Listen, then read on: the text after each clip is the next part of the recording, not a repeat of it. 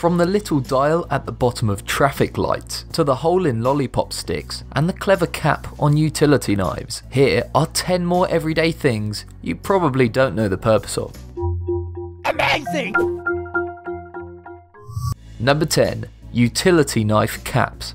Many utility knife blades have to be snapped off in order to have a nice new sharp blade, but people usually go out of their way to grab pliers or gloves to snap off the blade. There's no need though, because there's a break-off slot right here at the back. You can pry off this part at the back of the knife to use that to break the blade off. First of all, slide the blade back to be safe, and then pry off the back. With some knives, you'll need to pry it off with a butter knife, but this one has a handy pin which you can easily push in to slide it off. To prepare the blade, make sure to set it just at the right point, where there's only one break-off line showing. Then lock the blade by pulling back this tab. Now simply insert the blade into the back of the cap and snap it off. If you're lucky enough to afford 2 knives, you don't even need to take off the end. Just use the end of one of the knives to snap the blade off the other. Finally, it's best to wrap the snapped part in tape to ensure that no one gets cut when it's disposed of.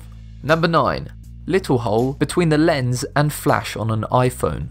If you have one of the latest iPhone models, you've probably seen the little hole between the flash and the lens and wondered what it's for. It's actually a tertiary microphone. Yes, that's right. The iPhone has 3 microphones. The other ones are located at the bottom near the headphone port and on the front next to the FaceTime camera. On other phones they usually exist at the bottom. So why so many microphones on the iPhone, you may ask? The reason for it on the back is quite simple. It helps to capture sound better when you're recording a video than if the hole is facing out the front or side of the device. Also, it's great for noise cancellation, so the person on the other end can hear you crystal clear even if you're in a crowded bus. The end result is a more clear, crisp sound. Unless, of course, your phone case is designed to survive a nuclear apocalypse.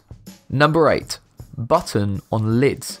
As a child, these buttons on drink lids can provide you with an easy 5 minutes of entertainment, but they actually serve a practical function too. Most of the buttons are labelled, whether it's the variety of hot drink or whether or not it's labelled as diet. These buttons are there to help you rid of the days of having to try all the drinks to figure out which one is yours. Instead, you just have to simply check the lid. Number 7. Beer bottle neck. The neck of a beer bottle isn't just a sleek design feature or a convenient alleyway for the beer to make its way into your mouth. It was in fact designed this way for people to hold, so that as little body heat as possible is transferred into the beer, making the drinking experience more pleasurable for everyone involved. Unless, of course, you happen to be the taxi driver who is taking you home at the end of the night. Number 6. Metal plate on a stapler. Most of you staple things without regard to the way in which you're binding the thing that's being stapled. Surprisingly, there are actually 2 ways to staple things. The way you're probably familiar with is the permanent method of stapling. It's the default setting on a stapler. Yes, there are actually settings on a stapler.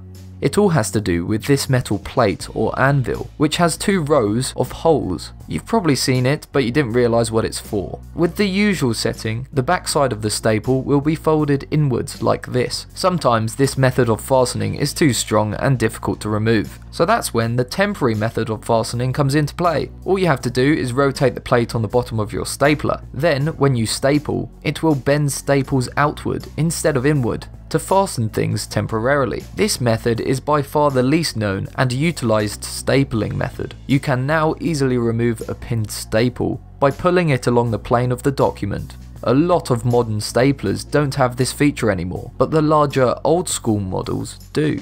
Grab one for yourself for a few seconds of entertainment. Number 5. The hole at the end of a lollipop stick. Even though this hole at the end of a lollipop stick looks like a hole on a flute or whistle, it isn't there to whistle through when you're finished with your lollipop. It's actually there so that a little bit of candy can melt inside the hole. Just think about it. Without the hole, the extremely low amount of friction between the stick and the candy could sometimes cause the candy to fall off if you're too vicious with your licks. It sort of then behaves like a hook, holding the candy more securely onto the stick, allowing it to stay in place until you're done with consuming your diabetes-friendly food.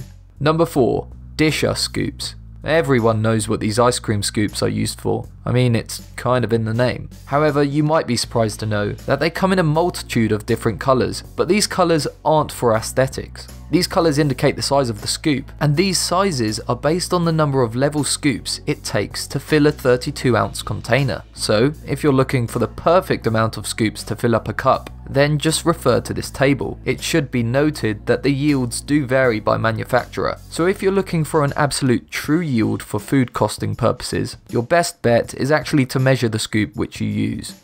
Number 3. Lids on drinks.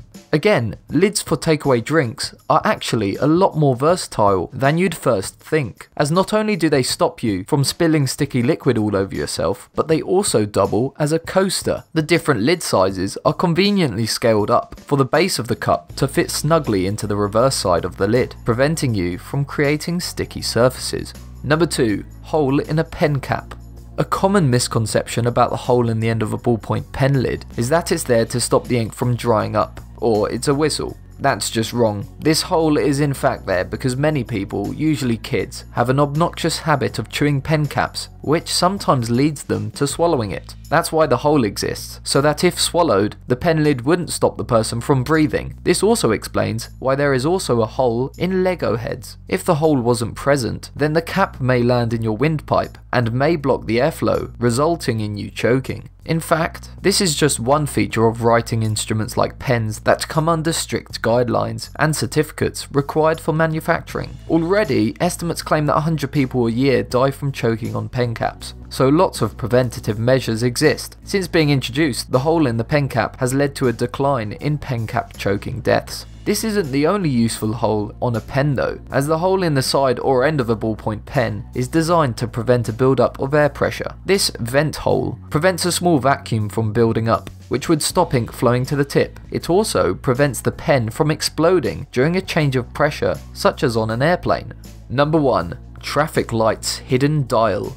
You may have not noticed this spinning dial under the button at a pedestrian crossing before, as it's rather hidden, but it has an interesting use. If you've never noticed it, then take a guess as to what it's for. I'll be impressed if you can figure it out.